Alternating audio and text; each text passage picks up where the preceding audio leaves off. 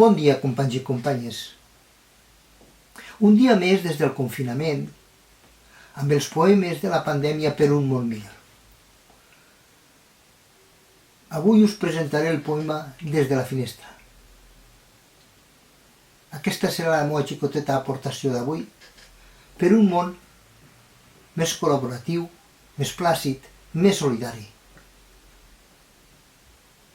En un hàbitat de diàleg i bonomia. Diu així: el sol ixent d'un nou dia des de la finestra, el capvespre acolorit de la tardor des de la finestra, la llum i les estrelles clara nit des de la finestra, des de la finestra tots i totes, des de la finestra rics i pobres, a l'alba a la plaça, al capvespre a la plaça, a la nit a la plaça, sempre, sempre també hi serem.